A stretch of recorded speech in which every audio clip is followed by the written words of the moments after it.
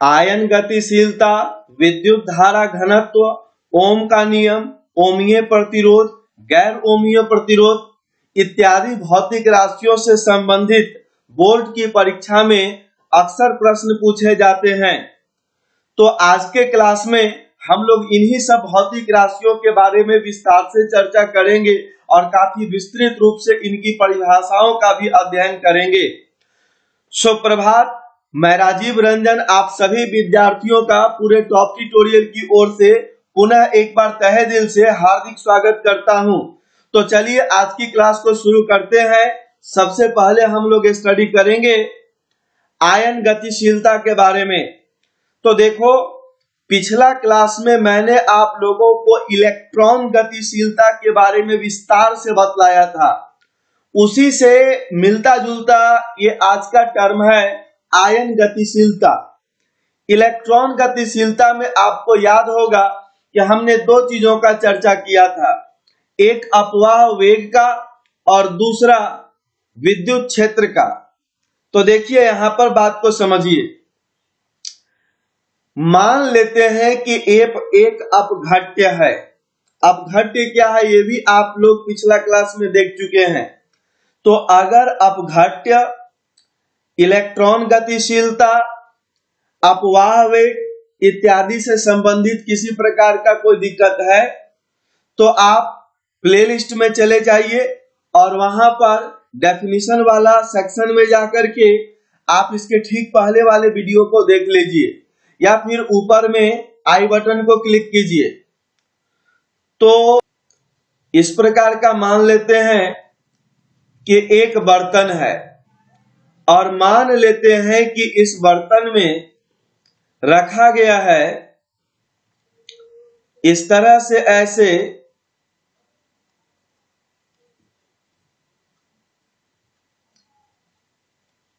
एक अपघट्य।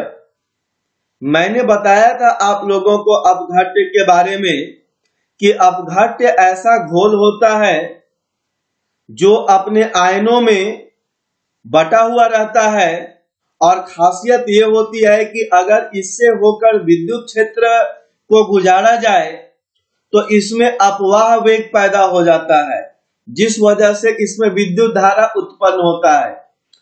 तो मान लेते हैं कि यह एक बर्तन है जिसमें कि एक अपघट्य को रखा गया है और अब क्या करते हैं कि इस अपघट्य में एक विद्युत क्षेत्र को पैदा करते हैं।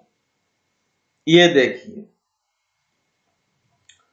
तो इस प्रकार से इस अपघट्य के अंदर में, इसके अंदर से एक विद्युत क्षेत्र को गुजार रहे हैं।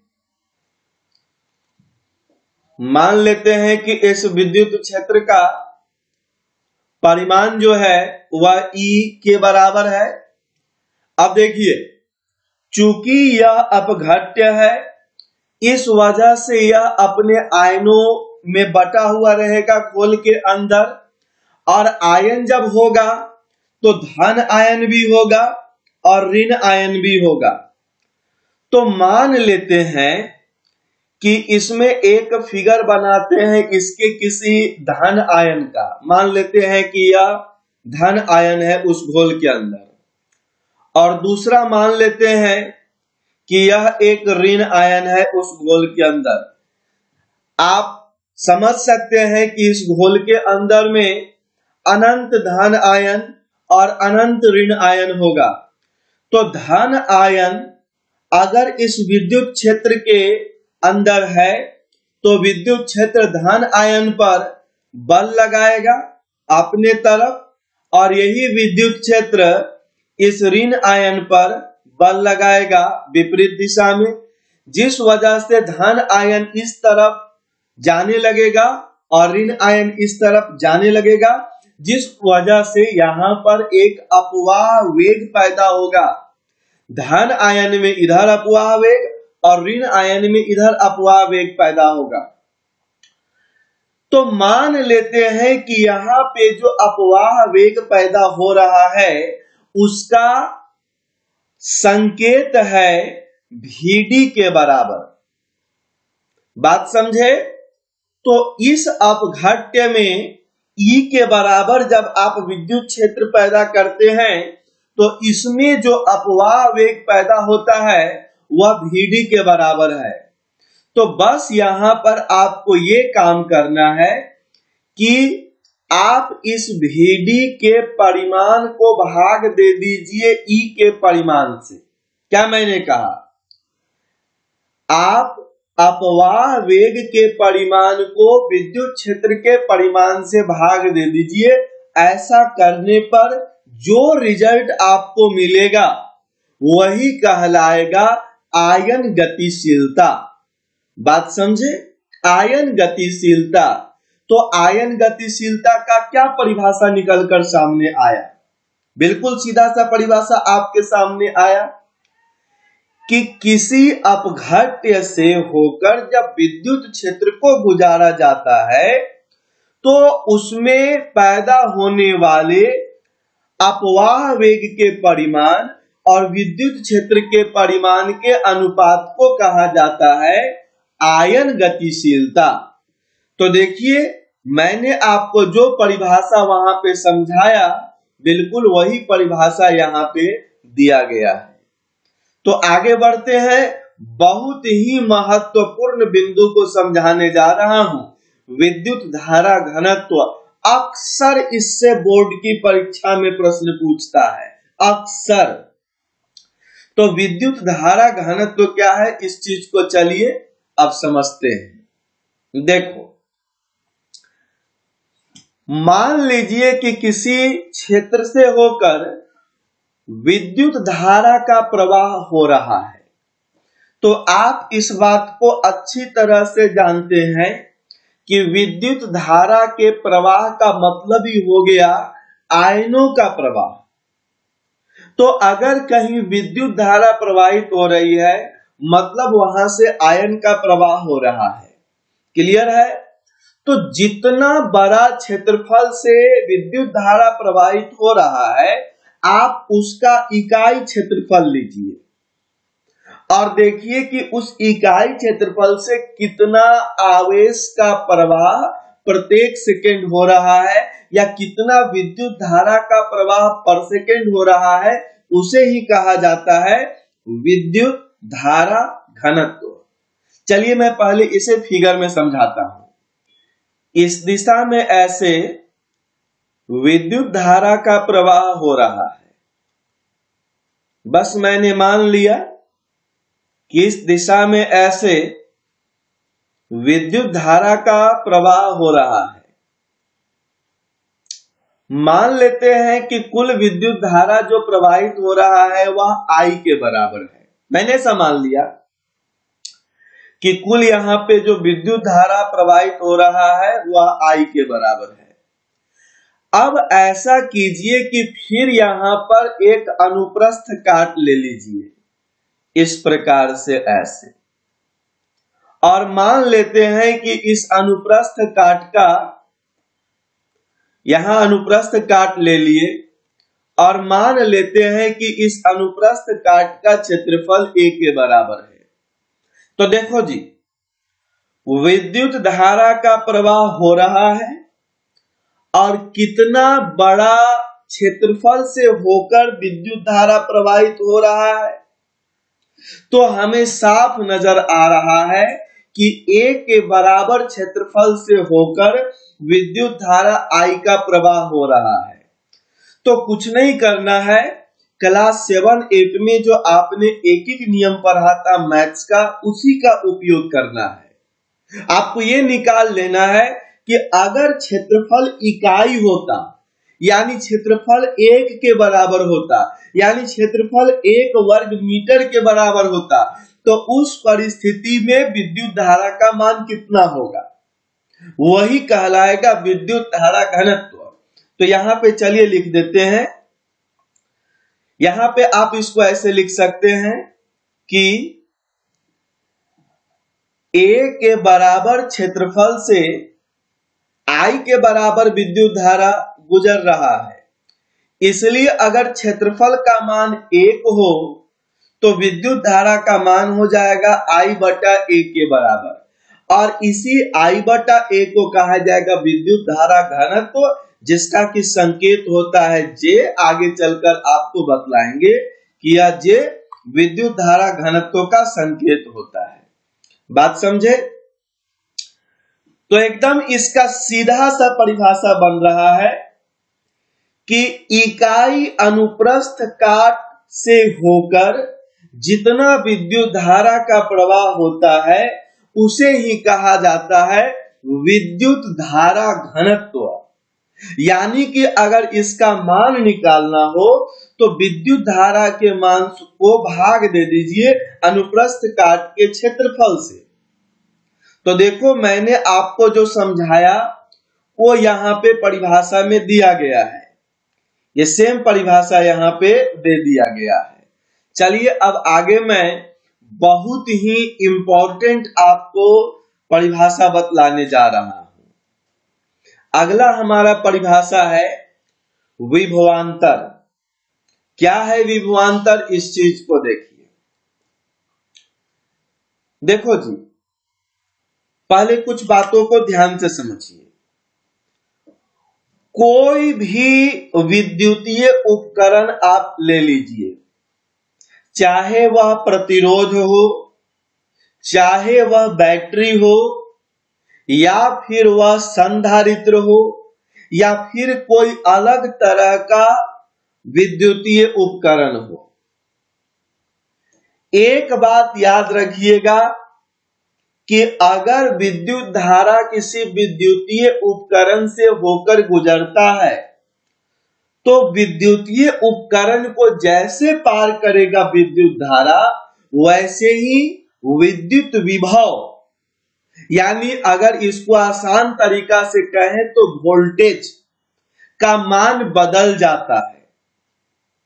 विद्युतीय उपकरण में बल्ब भी शामिल हो गया, पंखा भी शामिल हो गया, आयरन भी शामिल हो गया, फ्रिज भी शामिल हो गया, हर चीज याद रखिएगा। अगर विद्युत धारा किसी विद्युतीय उपकरण से होकर गुजरता है, यानी उसके एक तरफ से दूसरा तरफ जाता है, तो उस परिस्थिति में विद्युत विभव का मान, यानी जिसको हम लोग घरेलू बोलचाल की भाषा में वोल्टेज कहते हैं, वो बदल जाता है। तो इस प्रकार से आप इसको दूसरा तरह से ऐसे भी समझ सकते हैं कि किसी विद्युतीय उपकरण के दोनों तरफ, किसी विद्युतीय उपकरण के दोनों तरफ विद्युत विभव का मान अलग अलग होता है।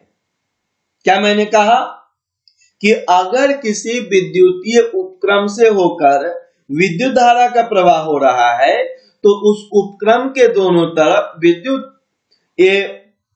विद्युत विभव का मान अलग अलग होता है। चलिए इस चीज को पहले मैं बोर्ड पे आपको समझाता कि यहां पर यह एक प्रतिरोध है इस तरह से, या फिर ऐसा एक दूसरा उदाहरण में मान लेते हैं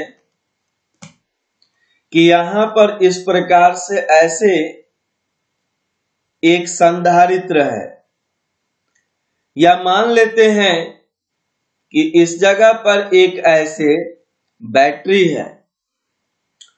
कोई भी आप विद्युतीय उपकरण ले सकते हैं। ये प्रतिरोध, ये संधारित्र और यह हो गया बैटरी, ठीक है। तो देखो मान लेते हैं कि इस प्रतिरोध से होकर के विद्युत धारा प्रवाहित हो रहा है, कुछ मान लेते हैं I के बराबर। मान लेते हैं कि इस बैटरी से होकर भी विद्युत धारा का प्रवाह हो रहा है, मान लेते हैं I के बराबर। और यह देखिए संधारित्र है। संधारित्र के बारे में जब आप विस्तार से पढ़ेंगे तो वहां पे बतलाएंगे कि संधारित्र से होकर एक तरफ से दूसरा तरफ दिष्ट धारा का प्रवाह तो नहीं होता है, लेकिन प्रत्यावर्ती धारा का प्रवाह होते रहता है। संधारित्र का मेन काम मैंने बतलाया था आपको कि इसका काम है आवेश एकत्रित करना। कोई एक प्लेट पर धनात्मक आवेश और दूसरा प्लेट पर उसी मात्रा में ऋणात्मक आवेश संचित करता है यह। तो यह संधारित्र का काम है। तो देखिए, इन सभी विद्युतीय उपकरण में दोनों तरफ विद्युत विभव का मान अलग अलग होगा। जैसे मान लेते हैं कि यहां पर विद्युत विभव का मान है VA और यहां पर विद्युत विभव का मान है VB। यहां मान लिए कि विद्युत विभव है VA और यहां है विद्युत विभव VB।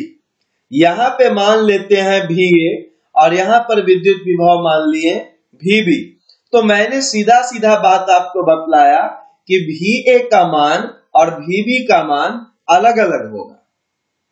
बात समझे? अब देखिए, कहां पे ये बड़ा होगा, कब ये छोटा होगा, कब VB बड़ा होगा, कब VA बड़ा होगा, ये अलग अलग तरह के विद्युतीय उपकरण पर निर्भर करता है। जैसे उदाहरण के तौर पर मैं बतलाना चाहूंगा कि इस जगह VA का मान बड़ा है VB के मान से, इस जगह पर भी VA का मान बड़ा है VB से, और इस जगह भी VA का मान बड़ा है VB से। लेकिन अगर यहां ऐसे विद्युत धारा का प्रवाह होता तब भी VA का मान बड़ा होता VB से। खैर, इन सब पर हम लोग आगे चलकर चर्चा करेंगे। सबको एक साथ मिक्स कर देने पर पता चलेगा कि ना ये तो अच्छा तरह से समझ में आया, ना वो अच्छा तरह से समझ में आया। इसलिए एकदम स्टेप बाय स्टेप सीखना है। तो देखो, अब दोनों तरफ विद्युत विभव का जो अंतर है उस अंतर को निकाल लीजिए, यानी बड़ा से छोटा को घटा दीजिए, यानी VA से माइनस कर दीजिए VB को। तो इसी को कहते हैं, यानी इस VA माइनस VB को ही कहते हैं विभवांतर, और उसी को हम लोग सांकेतिक रूप से लिखते हैं V। बात समझे? क्लास 10th में जो आप सिर्फ V लिखते थे, जैसे सूत्र एक अप्लाई करते थे अक्सर V इक्वल टू IR, वहां जो V लिखते थे ना, उस V का यही मतलब था, VA माइनस VB। तो अगर हम प्रतिरोध की बात करें तो VA माइनस VB का मतलब होता है जिधर से विद्युत धारा आ रहा है उधर का विद्युत विभव माइनस जिधर विद्युत धारा जा रहा है उधर का विद्युत विभव। अगर बैटरी की बात करें तो वहां पर VA माइनस VB का मतलब होता है कि बैटरी का धनात्मक टर्मिनल जिधर है उधर का विद्युत विभव से घटा दिया जाएगा उधर का विद्युत विभव जिधर जा रहा है विद्युत धारा, ये जिधर बैटरी का निगेटिव टर्मिनल है। एक छोटा सा बात याद रखिएगा कि बैटरी की स्थिति में VA बड़ा कि VB बड़ा, ये इस बात पर निर्भर करता है कि बैटरी का कौन सा टर्मिनल धनात्मक टर्मिनल है। हमेशा धनात्मक टर्मिनल वाला बड़ा होगा, ऋणात्मक टर्मिनल वाला विद्युत विभव छोटा होगा, चाहे विद्युत धारा कोई भी दिशा में प्रवाहित क्यों ना हो रहा हो। तो यहां पर मैंने आपको सिर्फ समझाया विभवांतर के बारे में। तो क्या समझे आप लोग विभवांतर के बारे में? मैं फिर से एक बार रिपीट कर देता हूं।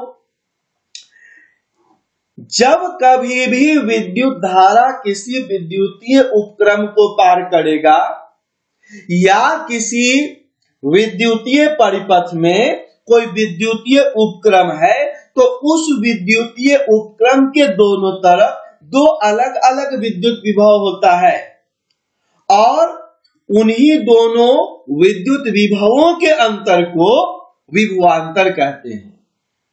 क्लियर है?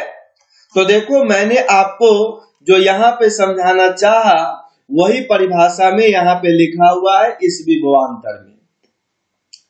चलिए आगे बढ़ते हैं। बहुत पुराना शब्द है, क्लास 9th में भी आपने पढ़ा है। मैं छोटा सा यहां पर इसको नया चीज समझा देता हूं, प्रतिरोध। तो आप तो क्लास 9 से ही पढ़ के क्लास 10th में भी आपने पढ़ा है प्रतिरोध के बारे में कि इस प्रकार का जो आकार है इसे प्रतिरोध कहते हैं, संकेत में R दिखलाते हैं। आप ये भी जानते होंगे कि एक साधारण बल्ब, यानी वो CFL और ट्यूबलाइट की बात नहीं कर रहे, LED बल्ब की बात नहीं कर रहे हैं, एक साधारण बल्ब यानी वही 10, 12, 15 रुपया बल्ब जिसका कि रोशनी हल्का पीलापन लिए हुए होता है। तो उसका जो फिलामेंट होता है वो क्या है? वह एक प्रतिरोध ही है। अगर आप एक हीटर की बात करें, वही हीटर जिसपे हम लोग घर पे खाना बनाने का काम करते हैं, तो जो हीटर होता है उसका जो क्वाइल होता है वो क्या है? वो भी एक प्रतिरोध का ही उदाहरण है। तो ये आप समझ रहे हैं कि ये प्रतिरोध है। तो आखिर इस प्रतिरोध का मुख्य काम क्या होता है मालूम है? इसका सबसे बड़ा काम होता है कि जब कभी भी विद्युत धारा इससे होकर गुजरने का प्रयास करता है तो यह उस विद्युत धारा के प्रवाह को बाधित करता है। यानी कि मान लीजिए कि यह एक प्रतिरोध है और आपने इस प्रतिरोध को क्या किया कि इसको एक बैटरी से आपने जोड़ दिया। ये इस प्रकार से ऐसे, यहां से फिर इस तरह से ऐसे, और यहां से मान लेते हैं कि इस तरह से ऐसे है। आपने इसको एक बैटरी से जोड़ दिया है और यहां पे एक बैटरी भी चलिए लगा देते हैं। इस जगह पे मान लेते हैं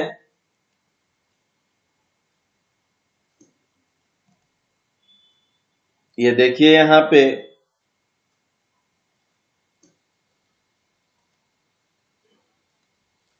पे मैंने एक बैटरी को इस प्रकार से ऐसे लगा दिया। तो ये बैटरी क्या करेगा? ये बैटरी तो कोशिश करेगा कि यहां पर विद्युत धारा का प्रवाह हो, इस दिशा में ऐसे विद्युत धारा जाए। तो देखिए यह बैटरी इस तरह से विद्युत धारा को प्रवाह कराना चाहता है, लेकिन ये जो आप प्रतिरोध देख रहे हैं यह इस विद्युत धारा को आगे बढ़ने से रोकने का प्रयास करता है।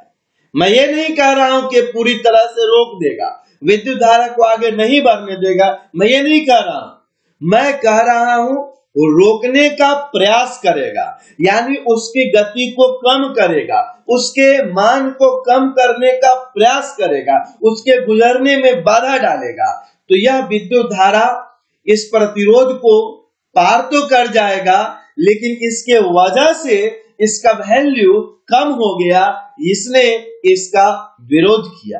तो यही इस विद्युत धारा यही इस प्रतिरोध का परिभाषा है। वैसा कोई भी चीज, विद्युतीय उपकरण भी हो सकता है, वैसा कोई भी चीज जो विद्युत धारा के प्रवाह को बाधित करने का प्रयास करता है उसे प्रतिरोध कहते हैं। तो देखो मैंने यहां पर आपको परिभाषा समझाया आपको प्रतिरोध के बारे में कि ये हो गया प्रतिरोध का परिभाषा। क्लियर है? तो जब आपने प्रतिरोध को समझ लिया तो अब इसके बाद आता है प्रतिरोधकता। देखिए प्रतिरोध को इंग्लिश में कहते हैं रजिस्टर और प्रतिरोधकता को इंग्लिश में कहा जाता है रेजिस्टेंस। तो प्रतिरोध का जो न्यूमेरिकल मान होता है, प्रतिरोध का जो आंकिक मान होता है, यानी प्रतिरोध का वह चीज जिसको लेकर हम गुना भाग कर सकते हैं, उसी को कहा जाता है उस प्रतिरोध का प्रतिरोधकता। तो यह तो समझाने के हिसाब से मैंने बतलाया आपको कि वास्तव में होता क्या है। सीधा सा बात है, प्रतिरोध का वह अंकीय मान जिसका उपयोग उससे संबंधित कैलकुलेशन में करते हैं कि वह विद्युत धारा को किस प्रकार से बाधित करेगा, वही उसका प्रतिरोधकता कहलाता है। प्रतिरोधकता को इंग्लिश में रेजिस्टेंस कहते हैं। अब बात ये उठता है कि इसको परिभाषित कैसे करें या इसका मान कैसे निकाला जाए। तो एकदम सीधा सा तरीका है। चलिए सबसे पहले फिगर को देख लेते हैं। देखिएगा, मान लेते हैं कि एक प्रतिरोध है ये इस प्रकार से मैंने एक प्रतिरोध बना दिया।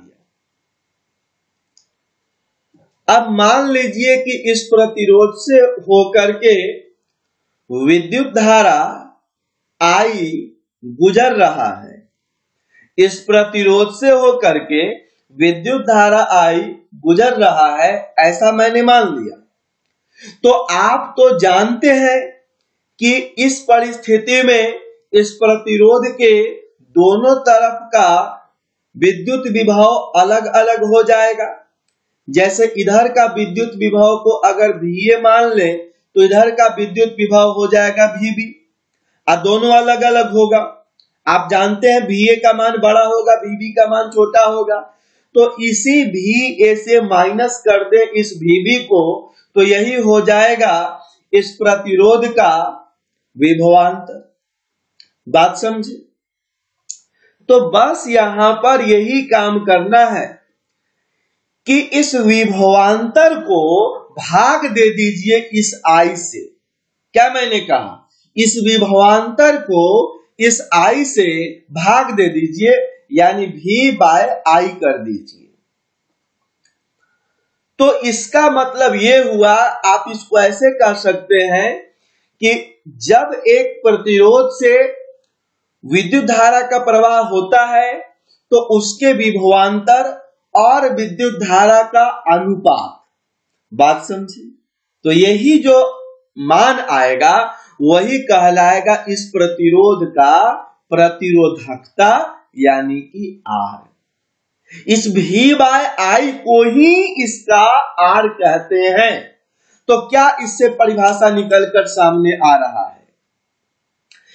किसी प्रतिरोध का प्रतिरोधकता उस प्रतिरोध का विभवांतर और उससे गुजरने वाले विद्युत धारा के अनुपात को कहते हैं। क्लियर है? तो देखिए, मैंने आपको यहां पे जो समझाया वो यहां पे बिल्कुल क्लियर लिखा गया है। सेम वही परिभाषा जो मैंने आपको समझाया। तो चलिए अब आगे बढ़ते हैं, और अगला हमारा पॉइंट है विशिष्ट प्रतिरोधकता। देखो जी, विशिष्ट प्रतिरोधकता, इसको इंग्लिश में कहते हैं स्पेसिफिक रेजिस्टिविटी। क्या बोलते हैं इसको? Specific resistivity. इसको शॉर्ट फॉर्म में रेजिस्टिविटी भी कहते हैं। अब एक बात और समझिए, ये जो प्रतिरोध होता है ना, यह भी किसी न किसी धातु का बना होता है, यह किसी न किसी चालक का बना होता है। भले ही देखने में हमें नजर आए कि बहुत पतला है, लेकिन अगर आप उसको भी आप माइक्रोस्कोप से देखेंगे, सूक्ष्मदर्शी से देखेंगे, तो वह भी आपको मोटा नजर आएगा। आप सीधा सीधा मान के चल सकते हैं कि धातु या चालक का कोई भी हिस्सा, कोई भी वस्तु खुद एक प्रतिरोध के तरह व्यवहार करता है। जैसे आप लोहा का एक छड़ भी ले लीजिएगा ना, तो वह भी अपने आप में एक प्रतिरोध है। अगर हम तांबा का एक टुकड़ा ले लें तो वह भी अपने आप में एक प्रतिरोध है। बात समझे? तो देखो, प्रतिरोध का हमने संकेत आपको बतलाया, और मैंने क्या, बल्कि आप क्लास 7 से ही, क्लास 9 से ही पढ़ते हुए आ रहे हैं कि प्रतिरोध का संकेत कुछ इस प्रकार का होता है। लेकिन तुरंत मैंने समझाया कि यह किसी न किसी धातु का बना होता है, और अगर हम इसे सूक्ष्मदर्शी से देखें तो यह हमें काफी बड़ा नजर आएगा। क्लियर है? तो चलिए इसको थोड़ा मोटा करके दिखलाते हैं। मान लेते हैं कि इसको सूक्ष्मदर्शी से देखा जा रहा है, और मैं, ये इसका संकेत है, मैं संकेत की बात नहीं कर रहा हूं, मैं किसी वास्तविक प्रतिरोध की बात कर रहा हूं। तो देखो, अब मान लेते हैं कि इस तरह से, ऐसे, यह एक धातु है, चालक है, चालक है तो विद्युत धारा तो प्रवाह करेगा, लेकिन ये साथ ही साथ एक प्रतिरोध के तरह भी व्यवहार करेगा। ये देखिए, तो मैंने आसानी से बात को समझाने के लिए एक बेलनाकार धातु या प्रतिरोध लिया है। अब यहां पर मैं ऐसा मान लेता हूं कि यह जो प्रतिरोध है इसका लंबाई 1 मीटर के बराबर है। ये वाला लंबाई 1 मीटर के बराबर है, ठीक है। और साथ ही साथ इसका ये जो क्रॉस सेक्शनल एरिया है, क्रॉस सेक्शनल एरिया का मतलब कि ये वाला मोटाई है ना, ये वाला जो मोटाई है, ये वाला मोटाई भी मैं मान लेता हूं कि यह इकाई क्षेत्रफल के बराबर है। ये वाला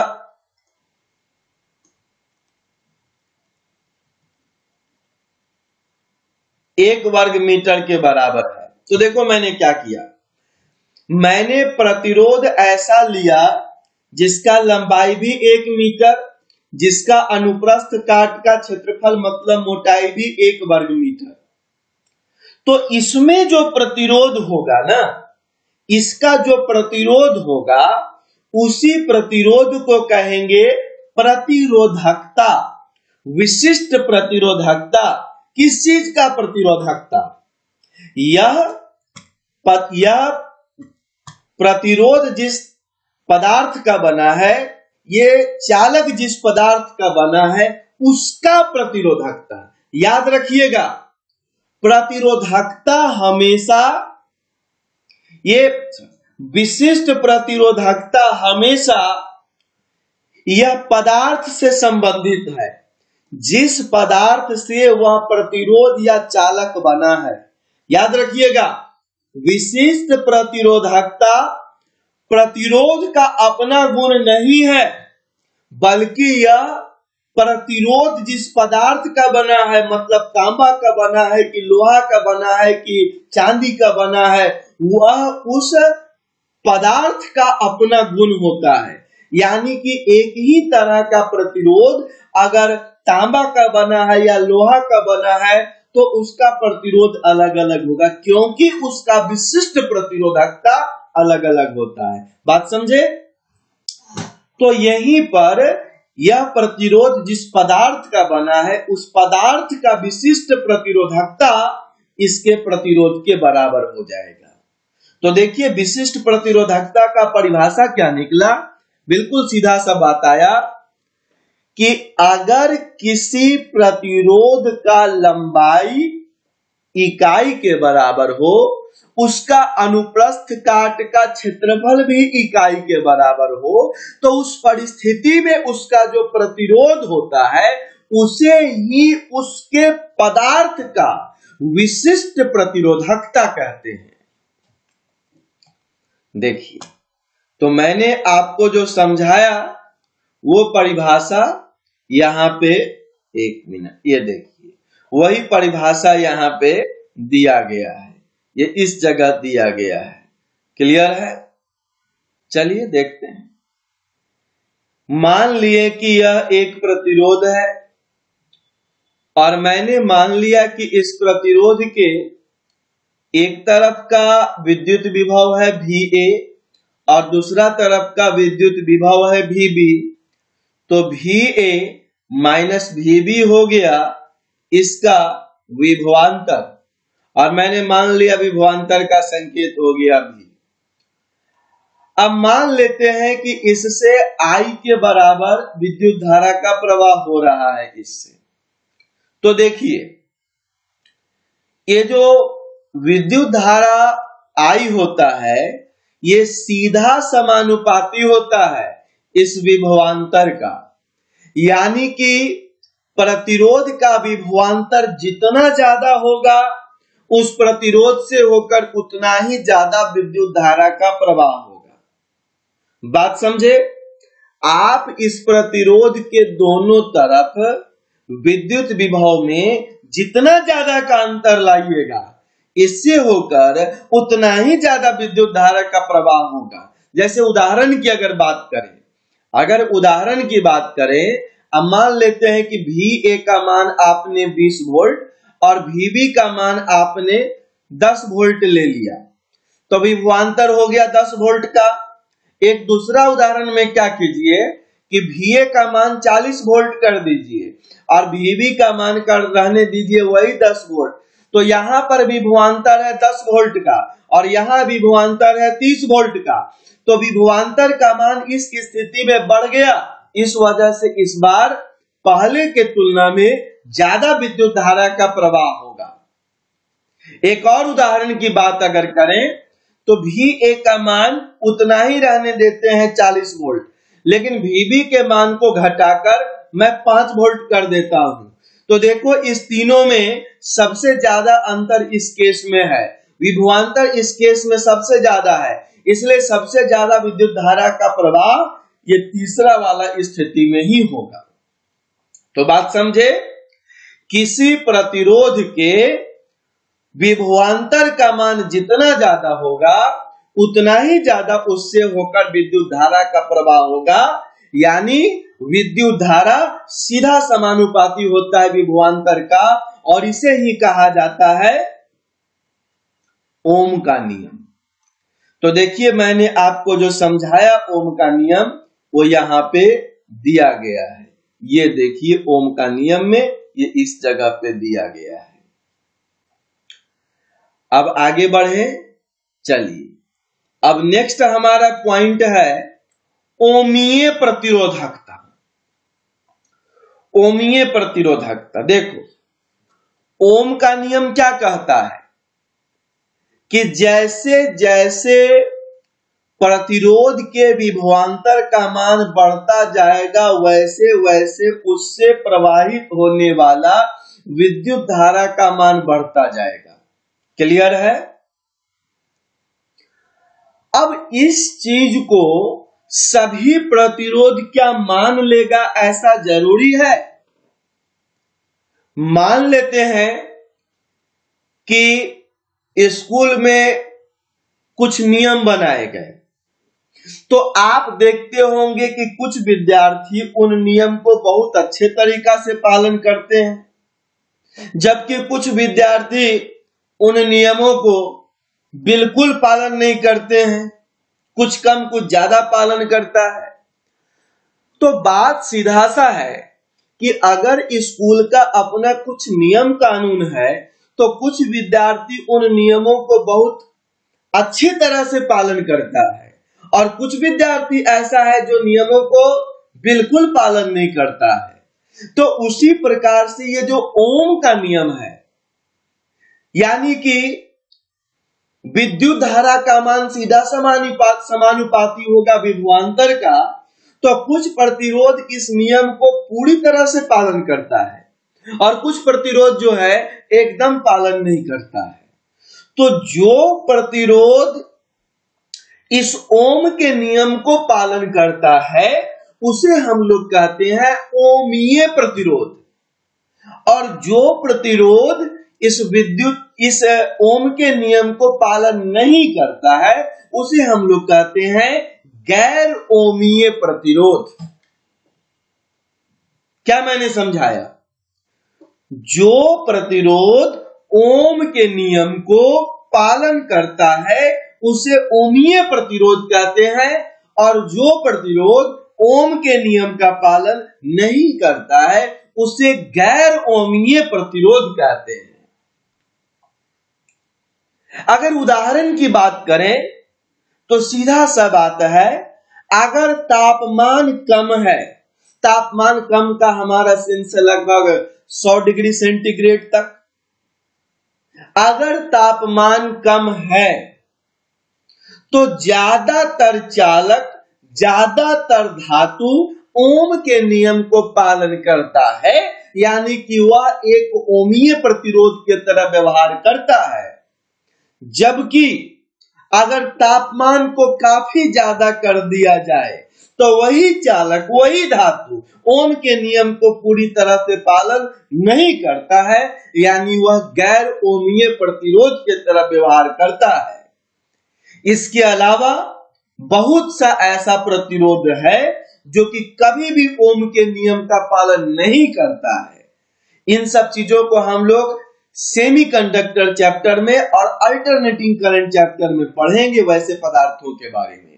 तो बहुत सा ऐसा पदार्थ है जो ओम के नियम का पालन बिल्कुल नहीं करता है, तो वैसे पदार्थ, वैसे चालक गैर ओमीय प्रतिरोध कहलाते हैं।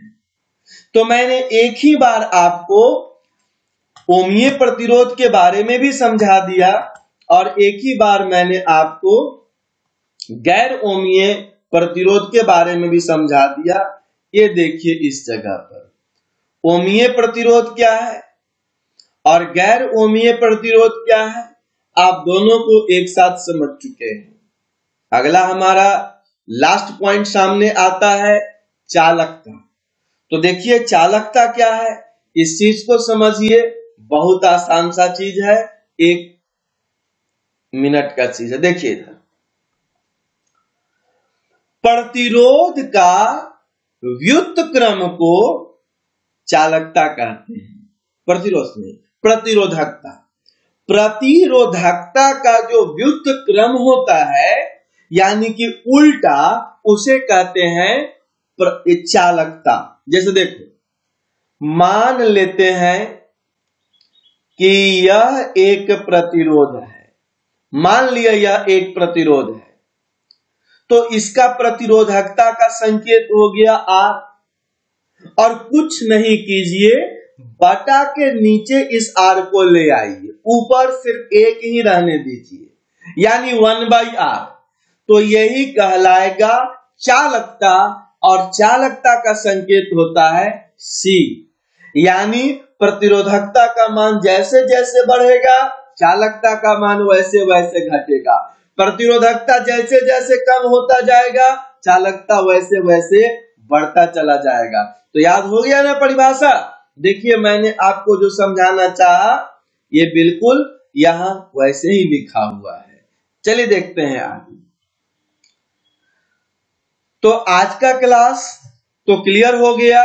मैं यहां पर एक बहुत ही महत्वपूर्ण बात आपको फिर से कह रहा हूं। मैंने अभी आपको जो समझाया, या मैं जिस भी क्लास में आपको जो भी समझाता हूं, सभी चीज का मैंने पीडीएफ फाइल बना बना करके रखा है। पढ़ाते समय आप देख रहे हैं कि मैं जो थ्योरी समझा रहा हूं, बिल्कुल वैसे ही सिस्टमैटिक वे में लिखा हुआ आपके सामने आता है वो पीडीएफ फाइल। तो आप क्लास करते समय कोई भी चीज को नोट ना करें, इससे आपका समय निरर्थक जाएगा और समझने के पीछे आपका ध्यान कम लग पाएगा। पूरा वीडियो देखते समय अपना पूरा का पूरा ध्यान हमारी बातों को समझने के ऊपर लगाइए, नोट मत कीजिए।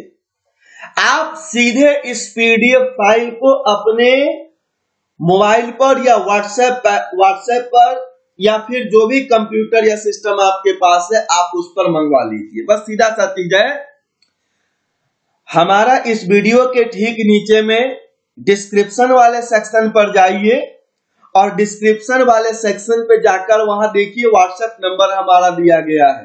बात समझे मैंने क्या कहा? आप जिस भी वीडियो का पीडीएफ फाइल मंगाना चाहते हैं, उस वीडियो का डिस्क्रिप्शन पे जाइए और डिस्क्रिप्शन पे ऊपर में ही देखिएगा हमारा व्हाट्सएप नंबर दिया गया है। उस व्हाट्सएप नंबर पर आप अपना नाम, अपना कक्षा, अपना जिला का नाम लिखकर भेज दीजिए, व्हाट्सएप कर दीजिए। आप अपने व्हाट्सएप नंबर से हमारे उस व्हाट्सएप नंबर पर अपना नाम, जिला का नाम और कक्षा लिखकर व्हाट्सएप कर दीजिए। इधर से आपको 24 घंटा के अंदर में पूरा पीडीएफ फाइल चला जाएगा। सिर्फ आज का ही नहीं, इसके पहले का भी जो जो भी आपके पास नहीं पहुंच पाया है वो सभी चीजों का पीडीएफ फाइल आपके पास पहुंच जाएगा। अब उसको घर पर बैठकर आप डायरेक्ट मोबाइल से याद कीजिए, लैपटॉप से याद कीजिए, या फिर आप उसको चाहे तो घर पर आराम से कॉपी में भी नोट कर सकते हैं। तो चलिए आज के लिए इतना ही रहने देते हैं, मिलते हैं फिर हम लोग अगले क्लास में। तब तक के लिए शुभ रात्रि, जय Hind. Subscribe now and press the bell icon. Never miss an update.